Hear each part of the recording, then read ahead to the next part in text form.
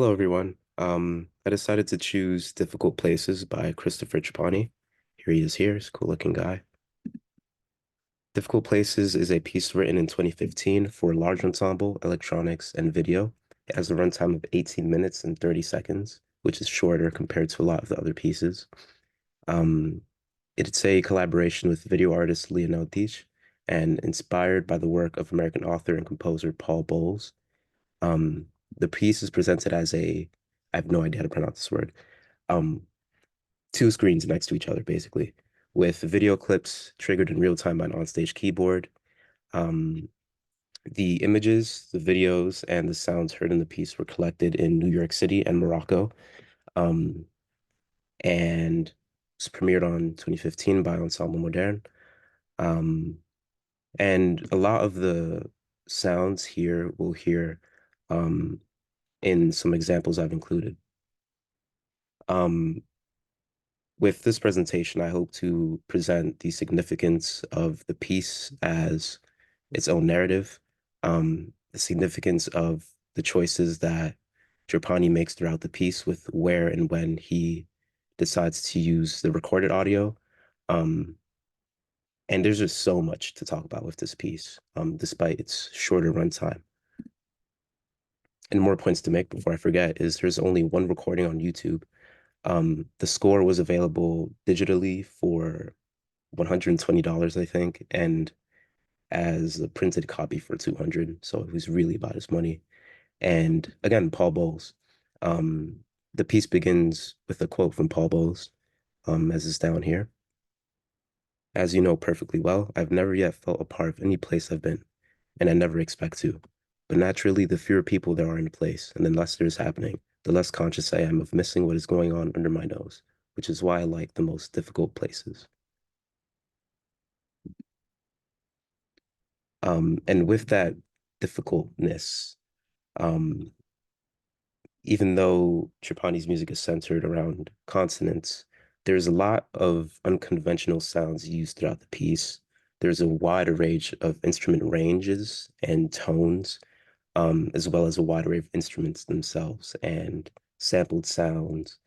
Um, what this allows for is blending of sound, where the live sound can just easily blend together with the recorded sound. And in other cases, not at all, which is where juxtaposition comes in. Sometimes the images juxtapose each other. Sometimes the music is juxtaposing what's on the screen. Um, and that allows for a lot of choices and moments where when the audio and the video come together, it really makes for, I'll just show you guys what I'm talking about.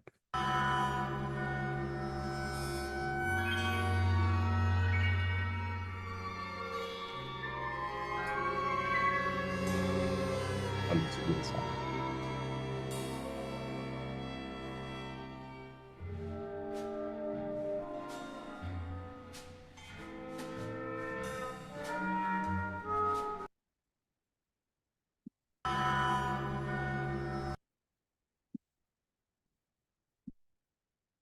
Oh no,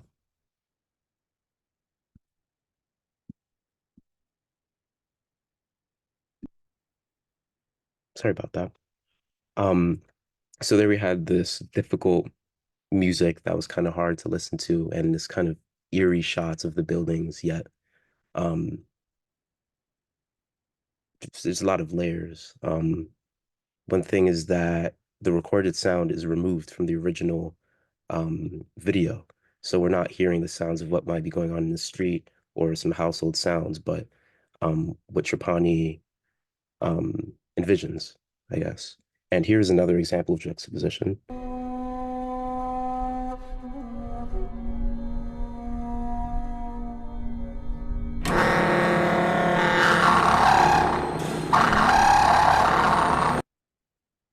So in both of these examples, the recorded sound immediately and spontaneously disrupts the live recorded sound, and it's quite obvious. But there are a few moments throughout, which I include later, that aren't so obvious. Um, and recorded sound in the Akuzmeasure. So because we can't see the ensemble and we can't see where all these weird sounds are coming from, it lends itself to a lot of it gives its own a piece, a special kind of tone and its own kind of vibe, I'd say. Um, so there's the blending of electric and acoustic elements, as well as the subversion in the whole narrative and the whole kind of collective collage, the pieces. Here I have a quote pulled from one of our class sides. Deliberately forgetting every reference to instrumental causes or pre-existing musical significations, we then seek to devote ourselves entirely and exclusively to listening. Found on page 81. And here's an example of that.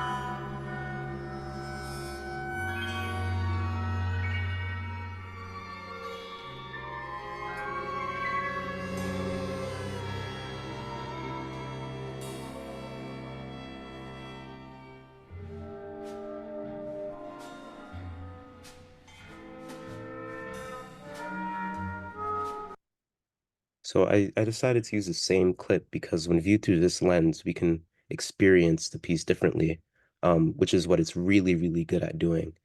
And rewatching this piece over and over, I seem to have a different experience over and over. And I'd like to note that the switch from that, bright landscape there, and then this dark, moody kind of thing with, I guess, moody jazz playing in the background, if you want to call it.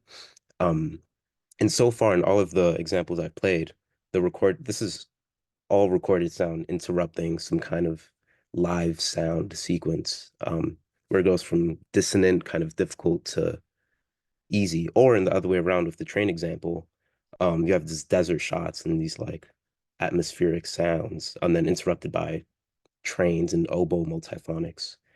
Um, so there's a lot of juxtaposition and a lot of messing around with those choices.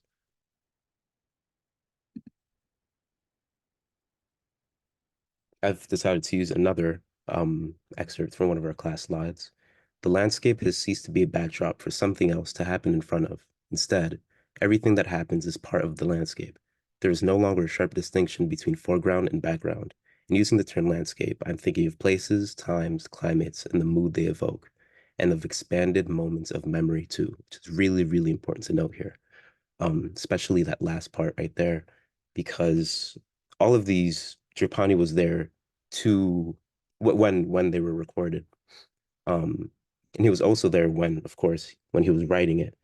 Um, so looking at this is something of a personal narrative or a personal documentary, um, with this quote at the beginning holding it all together. Um, The choice of sonic elements in these places arose less from listening to music than from listening to the world in a musical way. And we can see that with um, an example I'll show where recorded drums replace the sound of trains, um, and where exactly Trapani decides to use city recorded sounds versus his own interpretation of these difficult places. Um, The original quote was from the piece on ambient noise and ambient music, the airport music piece. But I believe this piece has its own kind of ambiance to it because of the moods that it seems to evoke, very, very simply said. Um, One point to make is that the video is juxtaposed at first. There's a lot of juxtaposition, for example. We have these scenic landscapes and then interrupted by the train.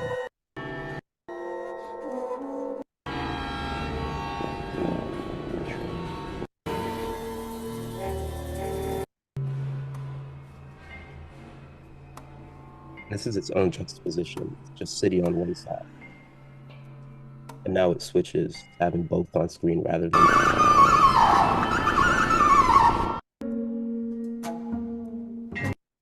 And then as we can see, again, same thing on the same side.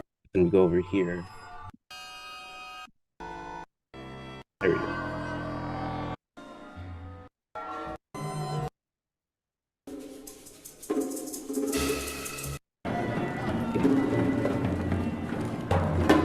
No, it's not something I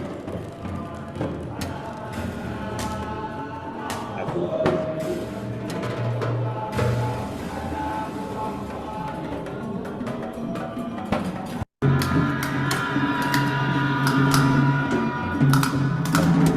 everything.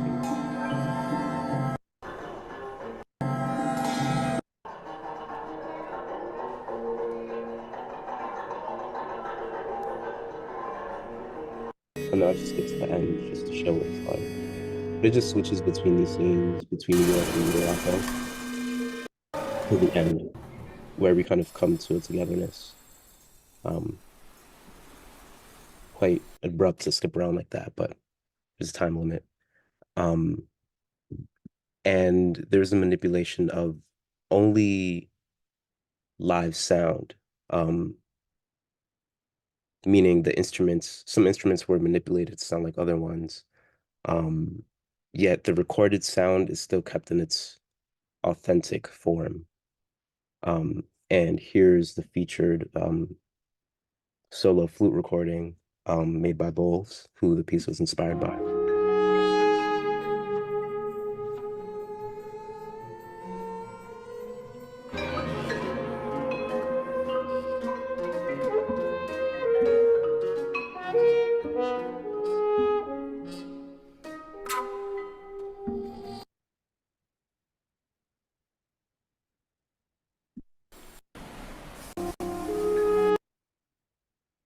And throughout the piece, there's a narrative of travel, repetition, that is defined through repetition, of arrival and departure. So, first of all, travel, arrival, and departure.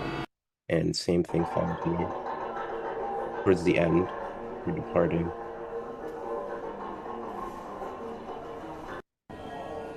We're kind of leaving the acoustic space.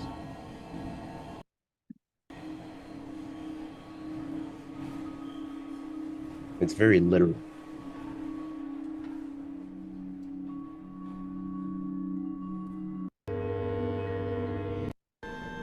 All the way up until the end.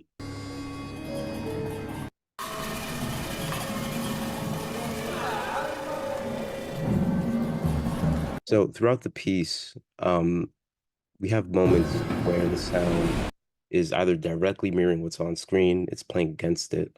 But towards the end, we have a converging of all the elements of both screens um, coming into this theme and the music kind of fitting, being the string to hold everything together, as opposed to this section. Very chaotic, but it's just keeping together. And I'm sure even if you were to take the recorded audio of both places and blend them together, it still wouldn't sound as chaotic. Maybe. That's a very bold claim, as what's going on.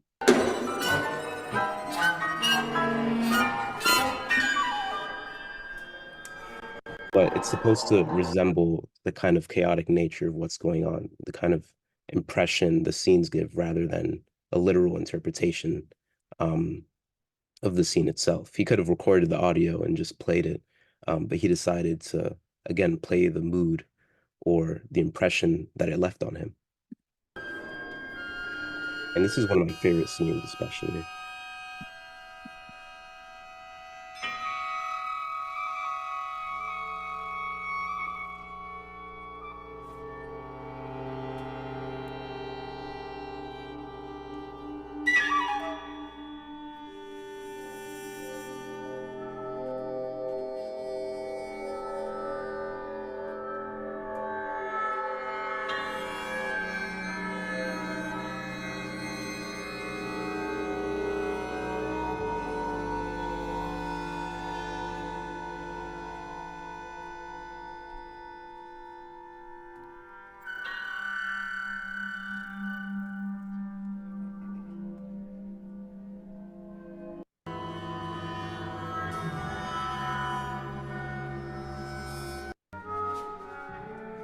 Which precedes the earlier example. Um, but it feels like the music is interpreting every single place um, differently, or it's interpreting the same kind of effect or impression that these places give. Um, and I just thought it was a very, very well made piece. And it's one of those pieces that the title fits the whole thing perfectly and exactly. Um, and that's it.